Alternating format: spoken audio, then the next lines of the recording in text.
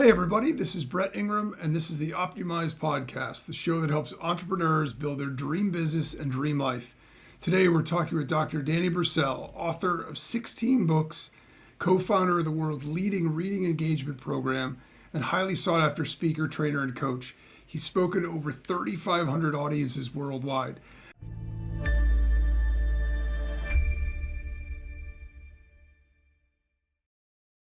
I'm excited to have him here today because he's going to be sharing with us some real strategies that we could use to grow our income, freedom, and impact.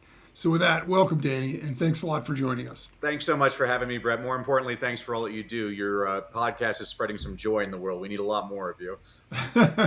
That's awesome. I appreciate it. It's one of the things I just felt like it's important to connect with other people. And, we so oftentimes now live in sort of silos here and there. And so I'm in technology and software, and so it's not the most sort of gregarious profession. And so when I get an opportunity to talk to somebody, I always like to do that. So I know you're going to be sharing with us some amazing success tips.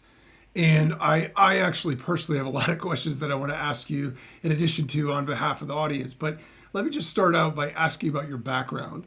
So I know you've sort of gone through the inner city teacher thing, and you're now a champion of reading and communication skills. So give us a sense of what your journey was like and how you came to be where you are now. Great. Thank you for that, Brett. So my mission is to bring joy back into education and workplace, and I do that. There's basically 4 communication skills. Those are speaking, listening, reading, and writing. So like you mentioned, for writing, I've actually now written my 17th book, just came out last week. So 17 books. As far as reading, Hot off the presses. Yeah. So maybe I'll read some of them someday. For reading, I have the world's top reading engagement program, which in just over 2 months shows parents how to get their kids to read more, read better, and most importantly, to love reading. Because I find that schools do an adequate job of teaching kids how to read. But the question I always ask people is, well, what good is it teaching a kid how to read if they never want to read? I teach kids why to read because I've never had to tell a kid, go watch TV.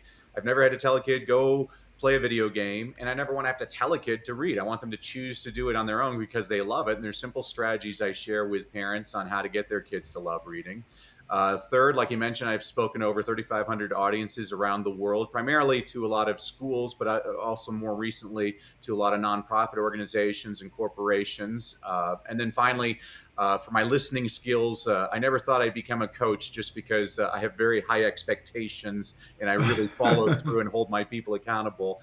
But I actually love coaching now. So I work with entrepreneurs, executives, and small business owners on how to create engaging, well-crafted presentations that get their audience to take the next step, whether that's to purchase their product or to donate to their cause or even just to invest in their idea. So that's a very long answer to a short question, Brett. No, that's great. I mean, that's where sort of the value, I think, in everything is. I always love to hear people's personal stories because, nobody walks in the same shoes. And so to have an understanding of where people came from, how they developed their thought processes and, sort of frame of reference, I think is really valuable. You would be very popular in my house because my wife is actually an English teacher. And so interesting sort of dichotomy here. I grew up and I learned how to read, like you said. I never had the joy of reading the way that some people have. And my wife grew up with the joy of reading. So she, from a very young age, was, we read to our kids all the time and made sure that they developed the same love of reading. So it's very close to my heart in terms of this whole idea. But I have to ask, so I know that you're a champion of reading in particular. And, some people might say, if we're being cynical, why should I read when I could just get an audiobook or watch a video? So can you tell us specifically why reading in and of itself is important? Well, first of all, Brett, you're in good company because I grew up hating reading. My father was a librarian, and I always hated the public library. It always smelt funny to me. The furniture was uncomfortable. There was always an elderly woman telling me to be quiet. There was always some freaky homeless guy hanging out by the shelves that thought he was a vampire. I never liked the library. And it wasn't until I started teaching in inner city Los Angeles where I saw a lot of my students didn't have the advantages that I had growing up. And I basically said to myself, shame on me. I mean, I was very blessed, Brett. Both of my parents were in the home when I was growing up. We weren't wealthy by any means, but we always had food on the table. And my parents always read in front of us kids, to us kids, and we had plenty of access to reading materials. And so it really became a passion of mine. It cracks me up that you talk about your wife being an English teacher, because I think that that's really one of the biggest problems I see right now in education. I mean, when I was in high school, I, I had an English teacher, and she made us read The Scarlet Letter by Nathaniel Hawthorne. And no offense Sure. to all those Nathaniel Hawthorne fans that are listening, but the book is basically about Hester Prynne, and she commits adultery, so she's forced to wear an A on her chest. And I raised my hand and asked my teacher if I could wear a B on my chest, because I was so bored reading that book, and it just killed any kind of passion for reading. And like you, it took me a while when I earned my PhD. I was smiling from ear to ear, and my wife's like, "Why are you so happy?" I'm like, "Because from now on, I pick the books." And that's the strategy I want to share with everybody listening out there. Is the research is really clear on this. It doesn't matter what you read. What matters is how much you read. It doesn't matter if you're reading James Joyce or James and the Giant Peach. People who read more read better. As a matter of fact, the little boy who only reads Captain Underpants is going to become a better reader than the little boy who refuses to read anything. Captain Underpants is the gateway drug to Shakespeare, but we got to get the kid hooked Right. on it first. Exactly. I mean, when I was teaching, I've taught all age levels. I started off as a high school teacher, then middle school, upper elementary, lower elementary, to pretty soon, instead of preparing students for college, I was coming home with snot marks all over my pants from my little ones hugging me all day.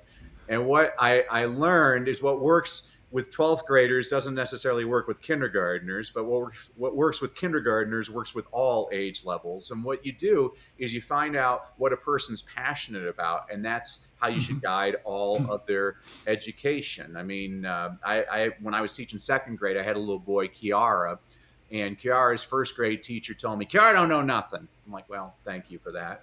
Kiara, who don't know nothing, comes into my classroom one day. He's like, "Hey, Mr. Brassell, you see Barkley last night? He had 18 points, 16 boards." I'm like, "Thank you, Kiara," because from that day forward, Brett, every day after lunch, I'd sit Kiara on my lap, and we'd read the LA Times sports page together. Yeah. By the end of the year, Kiara was one of my best readers. And, you know, yeah, all he was reading was sports, but that's what's going to make him a lot better. I mean, if you're coming from a tech background, I'm sure you're much more interested in things that are, I mean, that's crazy to me. We make kids learn to read Dostoevsky, but we don't teach them how to read technical manuals. I mean, when was the last job you had where you had a boss say, "Hey, Brett, I need you to read this classic English novel by tomorrow"? No, it's never. But we don't train kids how to read technically. We don't read. You watch Congress; they pass bills, but they didn't actually read the bill. I mean, you need to learn how to read these things.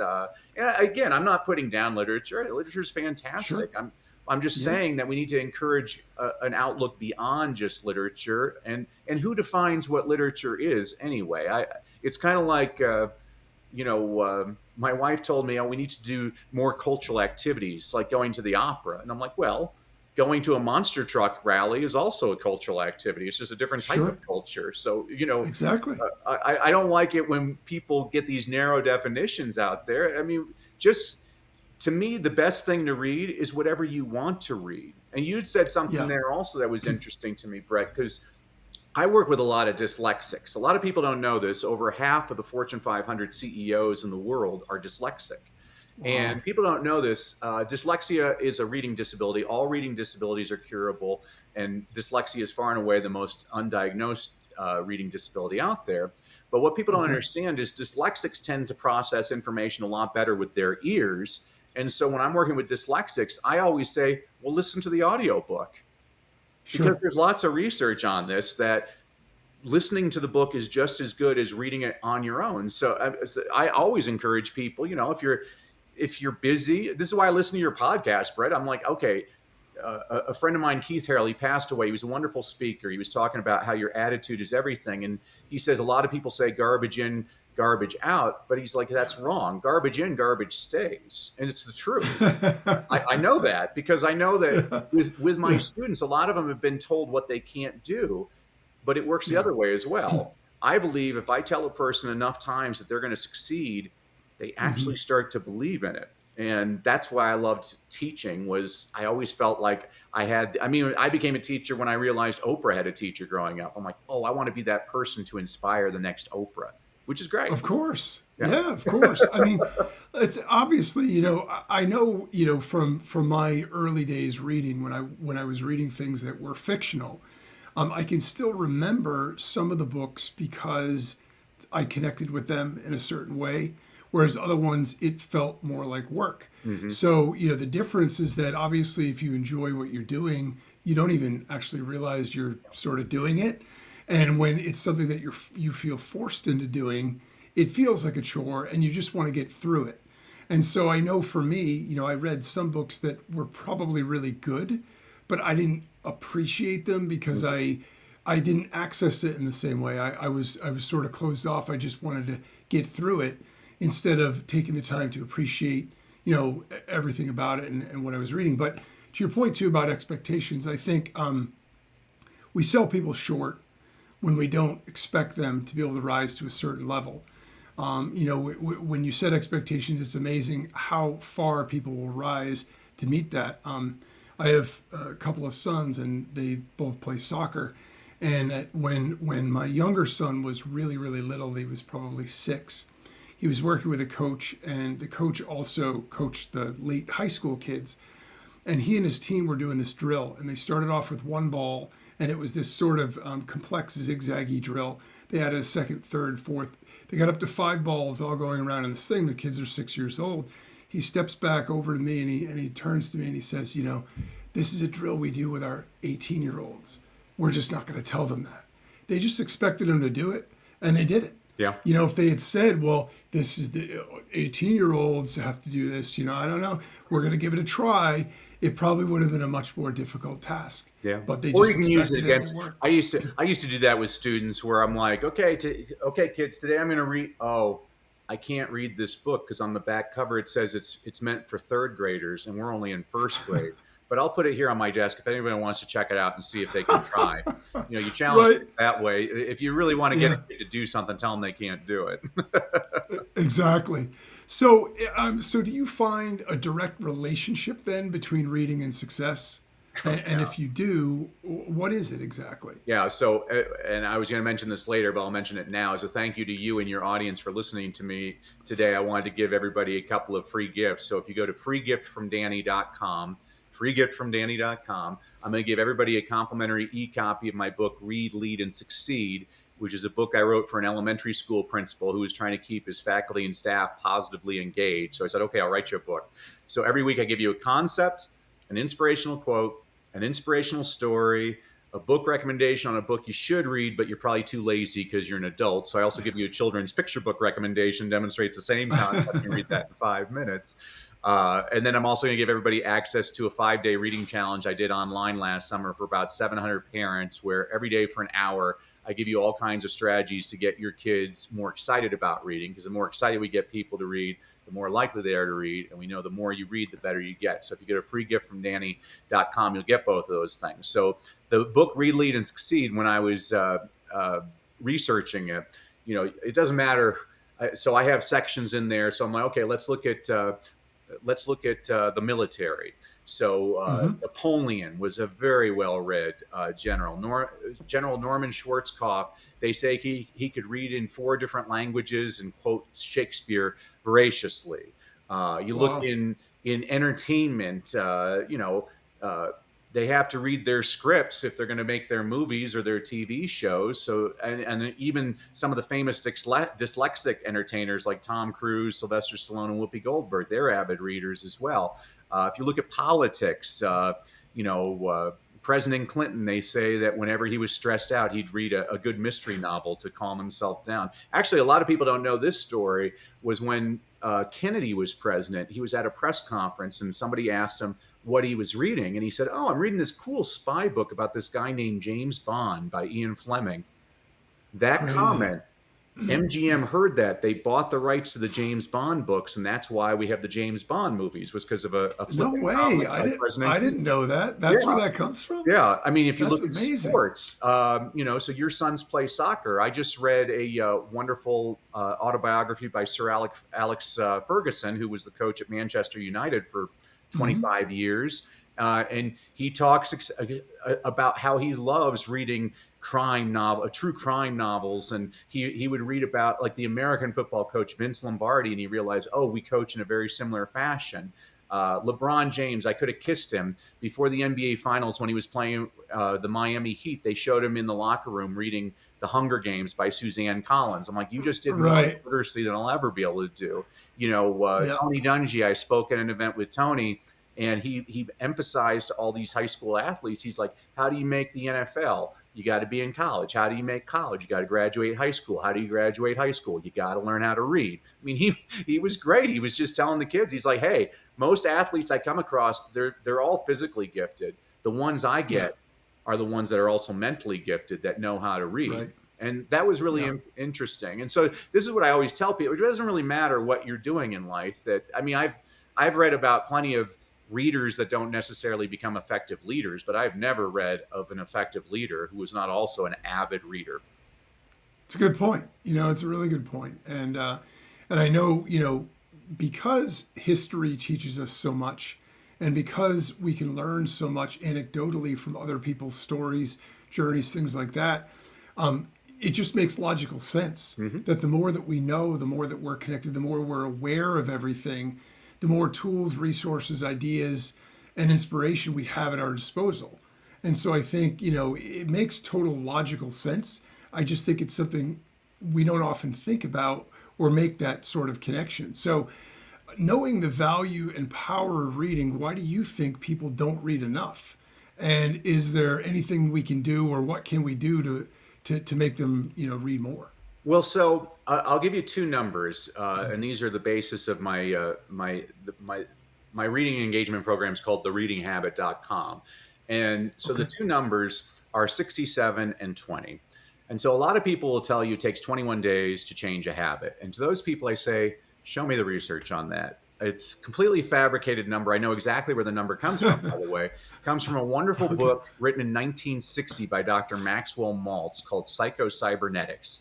Now, Dr. Okay. Maltz was a plastic surgeon, and in the preface of the book, he said he noticed it took most of his patients 21 days to get used to their new faces.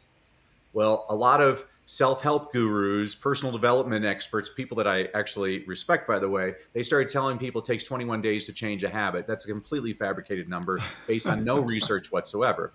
Well, in 2009, the University of London did a habit formation study, and they determined it took anywhere from 18 to 254 days to change a habit, and the average Wow. was 66 days. Well, I don't like Okay. the number 66, so I threw in a bonus day, 67 days. And it depends on the type of habit you're trying to form. So, for example, if you want to drink a glass of water before breakfast every day, it might take 18 days to make that into a habit. But if you Yeah. want to quit smoking, that could take 254 days. And here's why this is important, Brett. Let's say you go on a diet, you follow it religiously for 21 days, but on day 22, you fall off the wagon. Well, you blame yourself. Hmm.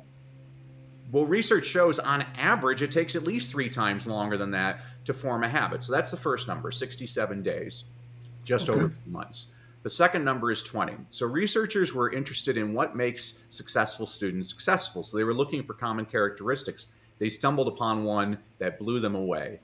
It was the number of minutes spent reading outside of school. So they looked at the low kids, the average kids, and the high kids. So the low Okay. kids in the 20th percentile, your F students, failing students, bottom of the class, they average less than a minute a day reading outside of school. That didn't surprise anybody. That's probably why they're at the Right. bottom of their class. But the next number did Right. surprise the researchers. The kids in the middle of the class, the 70th percentile, C students, your average students, they average Hmm. 9.6 minutes a day reading outside of school. And when I'm doing a Okay. live training with parents, this is when the room gets really quiet and the first parent raises a hand and says, wait a sec, are you saying if I can get my kid to read 10 minutes a day at home, I can take him from an F to a C? That's exactly what I'm saying. There's actually a lot of research to support this, but the next number blew all of the researchers out of the water. The kids in the 90th percentile, some of your top students, A minus students, do they spend 3 hours a day reading outside of school? No. Do they spend an hour a day outside of school reading for fun? No. The average was just over 20 minutes a day. My entire program is based on 20 minutes a day. And so here's two things you need to know. First of all, I already told you one of them. Being read aloud to is just as good as reading on your own. So let's say Okay. as a parent, it takes you 10 minutes to take your kids to school and from school. We'll just put in an audiobook to and from school. You just covered your 20 minutes on the commute. Second of all, and this is I just alluded to, the minutes don't have to be consecutive. So you can do 10 minutes here Okay. or 3 minutes here, 5 minutes here. So when I hear people saying that they don't read, I completely disagree with that. I think the average American sees more print in a single day than a person living in the 18th century saw their Yeah. entire lifetime. Yeah. And we have to, again, broaden the definition of literacy. I mean, literacy isn't just reading books. Reading text messages is reading. Checking out your social media feed. I mean, I was working with a fourth grader, and the teacher said he didn't know how to read. I was with the kid for an hour, Brett, and he must have surfed at least 30 websites on the internet. Right. He sent several emails. He texted several friends. He was checking out social media. He's highly literate. She's using a Yeah. definition from 100 years ago. Now, do I think that it's better to be able to like read books and stuff? Well, I'm old school. I want people to be able to read books, but I'm also not going to discount the amount of reading that people actually are doing throughout their day. And there's simple things, so one of the simple strategies I share with parents, President Bush Sr., over 30 years ago, signed a very important law in this country that said every television set in America has to have closed captioning. So one of the Okay. first strategies I share with parents is turn on the closed captioning on the TV. And parents will say, well, wait a second. If the show is in English and the subtitles are in English, what good does that do? I'm like, well, that's a fair point, but let me make a point. Have you ever watched a show with subtitles and not looked at the subtitles? It's very difficult to do. No. Your brain Yeah. is actually Yeah. directed towards the text. And there's actual Yeah. research that supports this. If you look at reading test scores around the world, the more kids watch TV, the lower their reading scores are in every single country on the planet except for one. The country where kids watch the most TV also has the highest reading scores on the planet. It's Finland. And people always ask Wow. me, well, how can that be? I'm like, well, because Finland makes really bad TV shows. And so what they do is they have to import all these old American sitcoms like Happy Days and Good Times and Different Strokes, and they subtitle it in Finnish. The kids are reading constantly. So turn on the closed captioning. It's one of the easiest. Another thing, so I have 3 kids of my own. And I have a feeling TV's here to stay, and so I made the habit very early on. I don't challenge technology. I embrace technology. It's like Sure. lately I've been hearing all these teachers freaking out about artificial intelligence. I'm like, just so you know, kids know about it. We need to figure out how to use it to our advantage. Same thing with TV. Yeah. My kids, they can watch TV, but ever since they were young, the price of entry, the price of admission was they had to bring me something to read. So when they were little, they'd bring me picture books and we'd read the picture book before they turned on the TV. Now they're Nice. teenagers in their 20s. And so they'll bring me like the iPad or something. We'll read an article together. It's just a habit. That's what we're trying to do, Right. is establish habits. And then Makes here's sense. something for all the listeners out there. Kids ain't stupid. They don't see us parents reading. They're never going to be reading. Kids are paying attention all the time. It's like when somebody cuts you off and you curse, all of a sudden you hear it in the back seat. The kid's cursing like crazy. They're listening. They're listening constantly. They're paying attention to what we're doing. And so there's simple, when a kid sees their parents reading. I mean, I've actually worked with illiterate parents that get their kids reading, and the kids. It's really interesting once the kids learn how to read and they realize their parents actually can't read. But just the fact that the parent is holding that book open and looks like they're engaged is a signal to the kid. So that's, Sure. again, a very long answer to a short question, Brett. No, I love all the extra sidebars and stories because they're fascinating tidbits, you know. So if we look at communication skills as a whole, right, Mhm. and we look at it through the lens of entrepreneurship or business, how important do you rank communication skills in terms of success in business and as an entrepreneur? Yeah, in today's world, it's absolutely essential. You need to learn how to communicate. I mean, you look at. I don't know all the nuclear physicists ever to live, but everybody looks at Albert Einstein. I don't know if Albert Einstein was the most brilliant one, but he was the one that could communicate his ideas to the general population. Yeah. I read a great book, Richard Feynman. Surely you're joking, Mr. Feynman. He won the Nobel Prize in physics. And Brett, if that guy had been my teacher, I would have been a physics major, because he's so engaging, and he shows, but he was able to communicate those ideas. And so when I'm working with people on how to craft their presentations, it's exactly what you were talking about. First of all, you know, you know, of course, I'm an old educator, so I have to do everything with acronyms and things. So there's different ways to Yeah. do it. So you can say, first off, you connect with your audience, then you teach content, then you have a call to action, and then you connect. Or you can say you start with your introduction, then you have your instruction, then you have an invitation, and then you end with inspiration. Pete Vargas and Pat Quinn, they say, first of all, you touch the heart, then you teach to the head, then you show them how to work with you with the hand, and you wind up by touching the heart again. There's lots of different ways to do this. It cracked me up when you were saying your technology background, because I'm a little bit different than a lot of these people that works with entrepreneurs. A lot of people teach you to tell the saddest story of your life, and I will never ever say it. I hate that. There's three reasons why I hate that. I mean, reason number one, the world just survived a global pandemic. Everybody's had a lot of negative stuff happen to them. I don't think we need to hear another sad story. I think we need a hopeful story.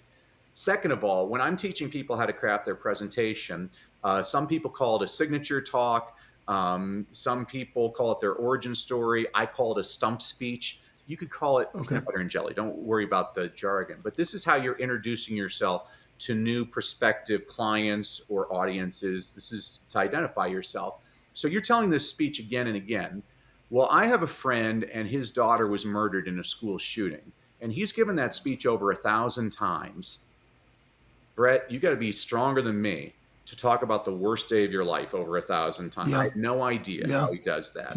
And third, and this is where people get angry with me, I have one objective when I'm on stage. I want you to leave feeling better than when you came in. I want you laughing. I want you smiling. I want you happy. I mean, I can tell the same joke again and again, and there's something admirable about the objective to get you to feel better about yourself. I Of believe course. when you keep on telling that sad story again and again, by the 20th time, those are now crocodile tears, and now you're being manipulative. And I'm not saying it's not an effective sales technique. It's a very effective Sure. sales technique. But I don't want to have to take a shower after I give a speech because I've manipulated my audience. And I see a lot of people doing, I'm not going to name names, but I see a lot of shysters, and that's what they do is they, I always joke. I'm like, you ever notice that every self-help guru, none of them none of them grew up middle class. They all grew up in their garage, or they were washing dishes One in the bedroom. Yeah. bathtub or something. I'm Yeah. like, Yeah. really, really, Yeah. you're like, oh, I was homeless, living underneath a bridge, and one day a truck drove over the bridge, and it hit a speed bump, and a book came out, and it hit me on the head. Well, I was homeless, and I didn't have anything to do, so I read the book. It was about how to invest in real estate with no money down, and I thought, oh, Right. kind of makes sense. And so I bought one house, and I bought several more houses. And then all my other hobo friends, they started asking me, hey, can you coach us on how to invest with no money? I mean, I hear this. It's the same thing Yeah. all the time. Like, Yeah. so Yeah.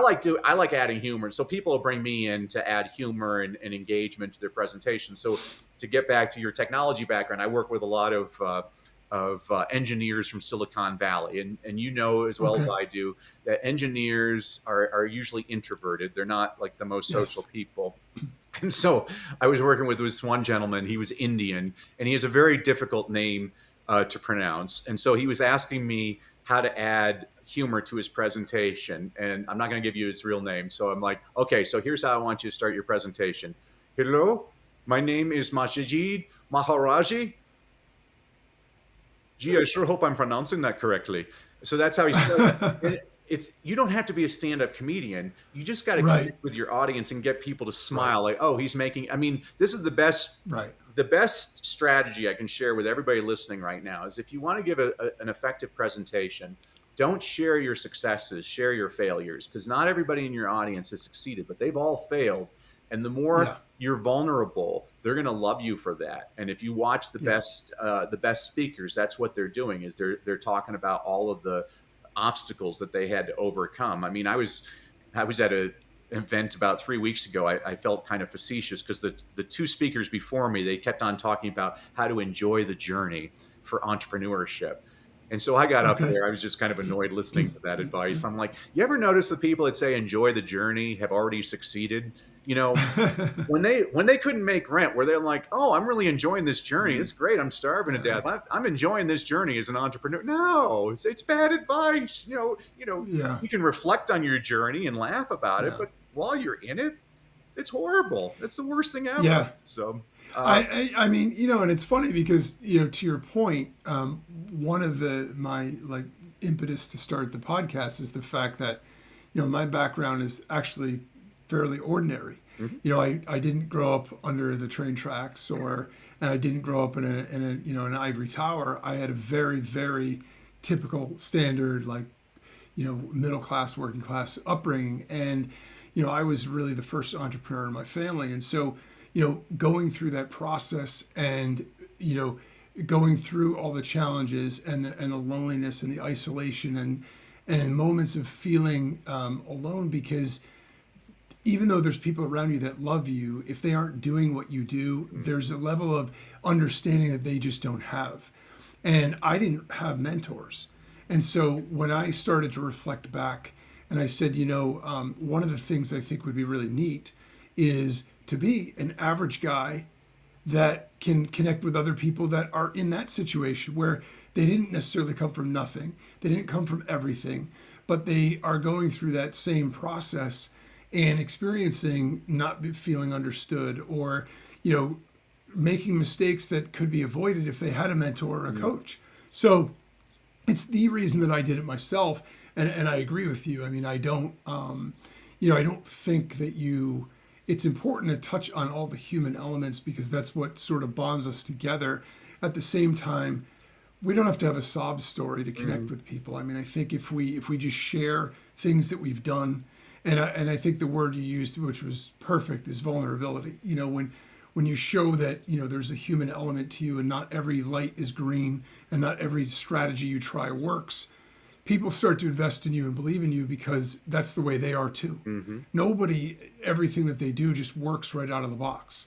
You're going to break some stuff. You're going to Yeah. make some mistakes, Well, and you and are extraordinary, Brett. You did something that nobody else did. You started a podcast. That makes you extraordinary. And now what's great is now, especially what you just shared, there's somebody listening right now. They're like, huh, well, if Brett can do it, maybe I can do it. I mean, I was listening to my Bible this morning, and it was the book of Luke, and they're talking about Jesus, and somebody says, "Has anything positive ever come out of Nazareth?" I'm like, man, even Jesus was having a hard time. But that's fine. People, you want to be that person. Like, before a person's an expert, they started as an amateur. I mean, Einstein was a yeah, horrible student. Nobody right, saw Einstein being this expert. Thomas said it. You can give all these different people, yeah, but it's basically I always tell people there's two ways you get better at speaking. First of all, you need to watch lots of speakers. And so I watch 10 speakers a day. I mean, I watch them in front of big groups, in front of small groups, in front of men, in front of women, in front of international audiences, in front of uh, a national audience. I mean, here's a ninja strategy for everybody listening right now. I watch a lot of award shows because when a person wins the Academy Award, they only have 45 seconds to connect with their audience. I want to see if they right. can connect. Now, most people waste their time. They get up there like, I want to thank God, I want to thank the Academy. It's stupid. Nobody cares. But every now and then a person gives a really wonderful speech. So a couple of years ago, there was this guy, I believe his name was Joe Walker. He won the Academy Award Okay, for Best Film Editing. So this okay, is an audience filled with important people, actors. We don't yeah, care about film editors. And you can see nobody's paying attention. And he's British, and he gets up there and he speaks very deliberately. He says, a lot of people don't know this, but when phrased properly, the term Academy Award nominee can be used as an insult. Well, now the camera's panning the audience. You see people kind of leaning in, curious. right, He says, right. for example, yesterday I got in an argument with my 17-year-old daughter, and she said, well, Academy Award nominee Joe Walker. And all of a sudden, you see everybody in the audience laughing. He gets off stage. Denzel Washington wants to meet him. Sandra Bullock wants to meet him. Brad Pitt wants to meet him. Time magazine said it was one of the highlights of the Academy Awards that year. He connected in 30 seconds. That's the Yeah, power. super, So the super first thing cool. is, if you want to get better at speaking, watch other people speak. And then the second one, and this is what you're doing. One of my mentors was a guy named Jim Rohn, and Jim used to say, you can't pay other people to do your push-ups. You got to do the work. And that's what you did. I guarantee you, your first podcast stunk. Of But Brett, course. your second podcast, it stunk, but it stunk a little bit less. And Right. as you started doing it, now you're in your flow. And it's the same thing with any skill. The more you start to do it, the more comfortable. I mean, I'm teaching my youngest daughter how to drive right now, and it's great. She gets in the car, she's adjusting her mirrors, she's got her hands at 10 o'clock, 2 o'clock, she's looking at all of her gauges. Brett, in a year, she'll be driving with Right. one hand, eating a Big Mac, trying to do her makeup, switching channels on the radio. I mean, but that's what we're Exactly. looking for. You know, every expert starts off as an amateur. The way you become an expert is you fall flat on your face and you get it back. I mean, that's why everybody loves the movie Rocky. People Right. forget in the original Rocky, it's one of my favorite foreshadowing events ever in a movie. Is the night before he has to fight Apollo Creed, he's sitting there in bed with Adrian. He's like, Adrian, I'm going to lose, but I don't care. I just want to go the distance with the champ. And if you watch the movie again, you forget he actually loses to Apollo Creed, but he went all Yeah. 15 rounds. And that's what Right. people love is he gets hit and he gets right back up. I mean, he's getting his Yeah. kick, but he keeps on getting back. But that's all of us. All of us have had, Yeah. I guarantee you there's people listening out there. And this is why your podcast is so important. There's people out there that are suicidal. They feel like Right. the end is near. And that's what's the power of a stage is your podcast has the ability to kind of revitalize a lot of people saying, you know what, maybe I can do this. Of course they can do it. Exactly. Yeah. The only way you Yeah. I fail mean, is by not getting back up. And that's what Rocky taught us is you get back up. So I'm agreed. sorry, I went on a tangent And there, you no, I mean, and you learn through the process of doing. You're absolutely right. And one of the things I recognized in starting out is if you don't just start, you're always going to have not just started.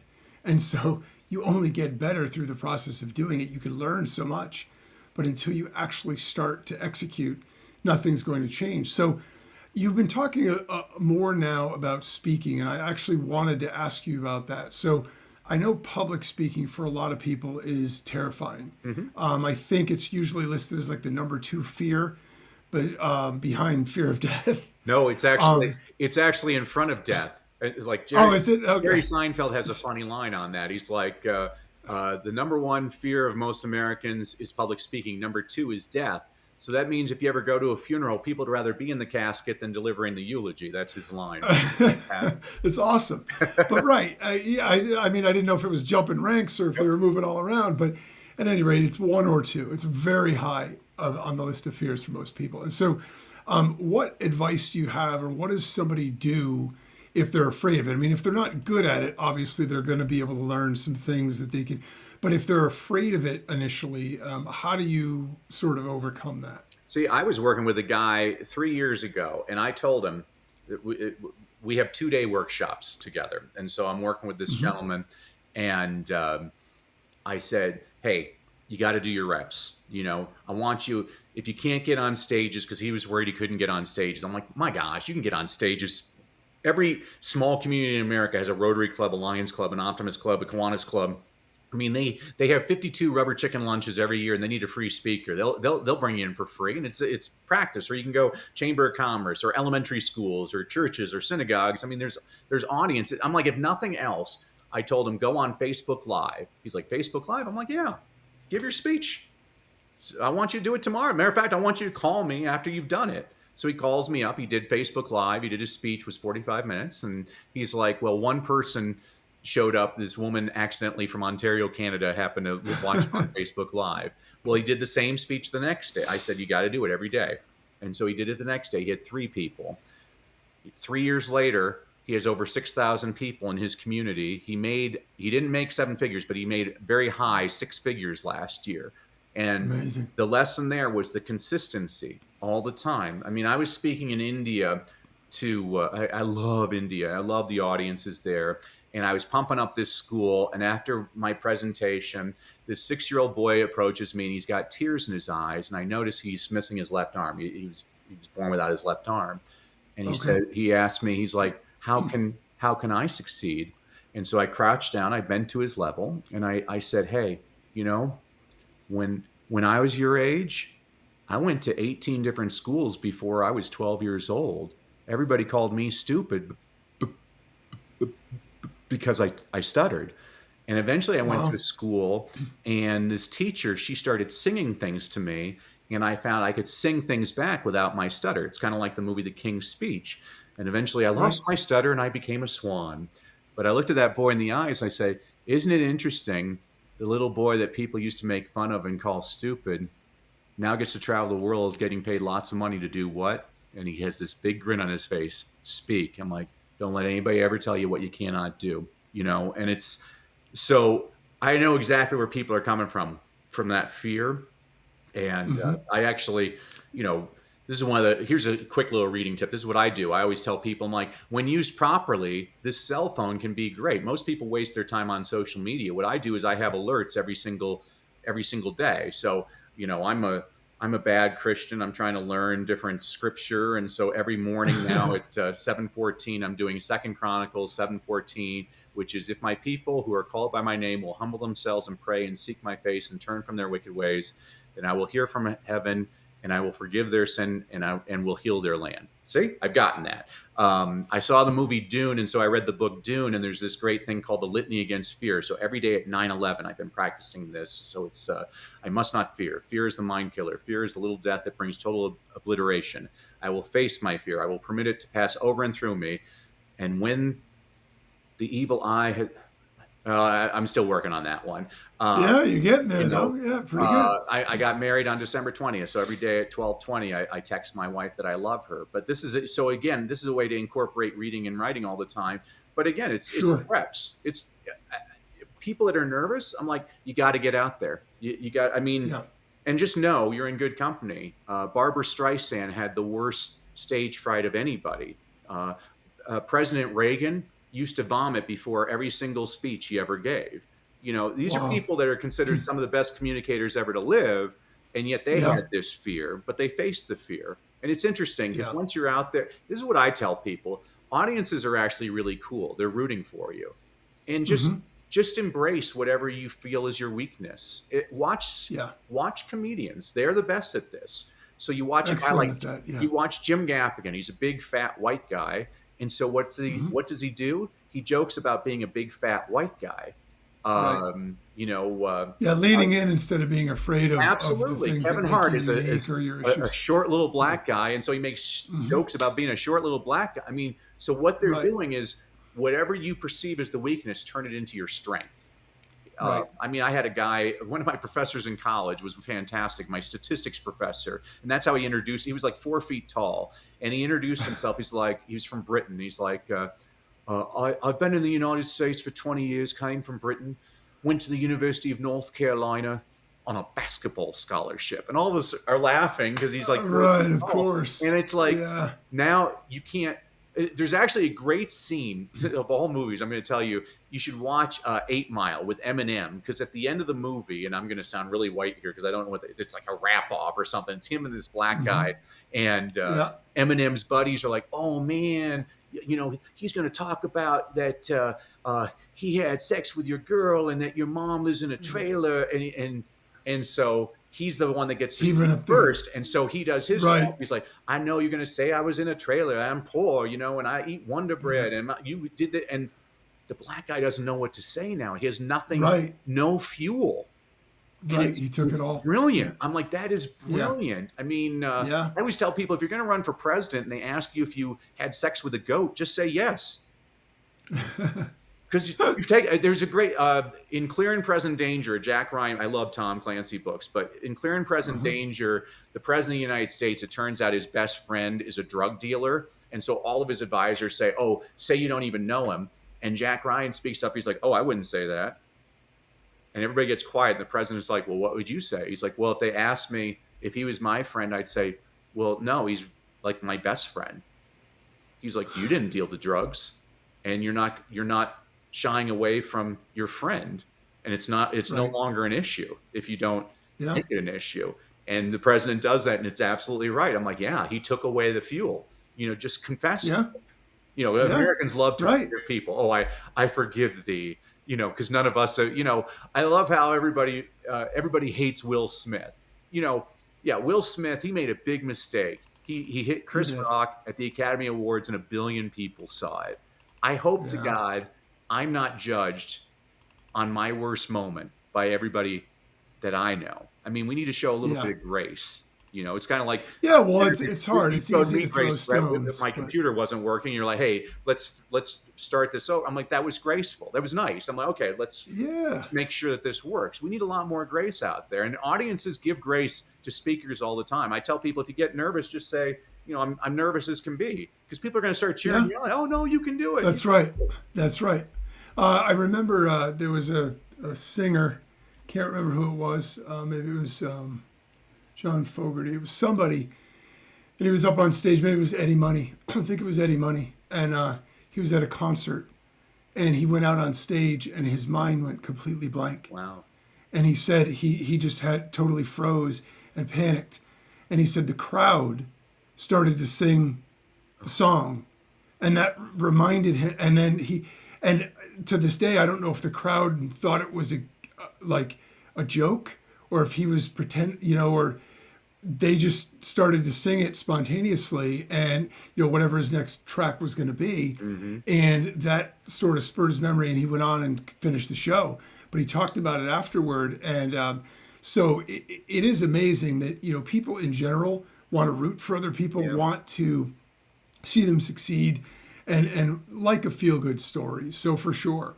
So if we look at speaking specifically as how it relates to business, Mm-hmm. the direct impact on our income, like what's the compelling argument for, okay, I'm a business person, I don't really give presentations or speeches or whatever, why should I? Like what benefit is it going to be for me if I just want to be selfish about it? Mm-hmm. Yeah, I mean, first of all, I was a journalism major in college, and I don't have regrets in life. But if I had it to do over again, I would have been a business and a psychology major, because I don't Okay. care what you do in life, you're using business and psychology in everything you're doing. So a lot of people think, well, I'm not selling anything. I'm like, you're selling yourself every single day. I mean, you're selling yourself as a parent to your kids. You're selling yourself as a spouse. You're selling yourself as a business person. Like, I know this stuff. And that's what you want to come across as, oh, I've made my mistakes, but I actually know my stuff. Right. What I'm trying to show people when they connect with an audience is, in the first 5 minutes, you need to show people that you're ordinary, just like them. You need to show that you're extraordinary, which isn't that difficult, because the fact that you're on stage already shows that you're extraordinary. And most importantly, you have to show what's your why, what's your mission, why do you do what you do? Because people want to be part of a cause. I mean, that's what Yeah. Howard Schultz was talking about with Starbucks. He's like, oh, I'm going to get all these people into my cause. And he got people. Right. I mean, look at Warren Buffett, as a successful business person. Warren Buffett, by the way, just spends most of his days reading all the time. Him and Charlie Munger just would read 10 hours a day, and always looking for that little edge. And then they wrote the most compelling stock reports of anybody. I mean, if you ever look at these things, they're always so dry. But the ones written by Warren Buffett or Jeff Bezos, like, it gets you into their inner thoughts. And That's so I cool. always tell Yeah. people, your stage, when I'm working with people, your stage can be 1,000 people, or it can be one person in the elevator. What we're trying to do, and the reason I talk about income, when I'm working with people, I say you need to address 3 things in your presentation, because there's basically 3 motivations all people have, to some degree, maybe all 3, or maybe just one of them. But everybody wants to have more income, everybody wants to Hmm. have more freedom, and everybody wants Yeah. to have more impact. And if you can address those Right. different things in your presentation, you're going to be speaking to the different people. So the way I say it is, the 20-year-olds want the income, the 40-year-olds want the freedom, and the 60-year-olds, they want the impact. And so this is what a well-crafted presentation is doing. And the way you're getting better is the reps. Know your stuff. Yeah. You're only nervous when you don't. I mean, when I was in college, I went up to a professor before a final. I'm like, man, I sure hope I do well. And he looked at me. He's like, son, the time to place the bet is before the wheel spins. Yeah. And Yeah. I'm No like, doubt. good It's for good him. advice. Good for him. Yeah. I So, mean, and that's what I was working with this guy, Gustavo. This is a year ago, last January, not this past January, the January before. Gustavo should be president of the United States. He came to America, didn't speak a word of English, He worked every menial job possible, saved every dime, invested in real estate. 30 years later, he's worth tens of millions of dollars in real estate. Wow. And so we were crafting his offer, Brett. And so his offer was he has a 4-month coaching program in real estate for $40,000. Like, wow, Okay. that's a big ask, you know. I'm like, Yeah. but I said, hey, I'm like, Gustavo, that's great. Hey, you got to start doing it. You got to start the presentation. He's like, well, I'm going on a podcast, and I'm like, hey, I want you to make the pitch on the podcast, and I want you to call me tomorrow and tell me you made the pitch. So he calls me the next day. He's like, Danny, you're a genius. I'm like, did you go on the podcast? He's like, yes. I'm like, did you make the pitch, Gustavo? He's like, yeah. I'm like, did you sell any? He's like, 23. Oh my gosh. Brett, reading's my thing, not math. If I'm doing my math correctly, he made Yeah. $920,000 that night on a presentation we had crafted that afternoon. Since then, and I'm still in touch with him, he's made 8 figures off of that speech. That's That's the amazing. power of having a really good talk. And you don't have to be a business person. I work with nonprofits all the time. How do you make, Yep. you know, it? Here's a thing. So here's a strategy I'll tell people about. Of all people, it was Stalin who said 1 million people dead is a statistic. 1 person dead is a tragedy.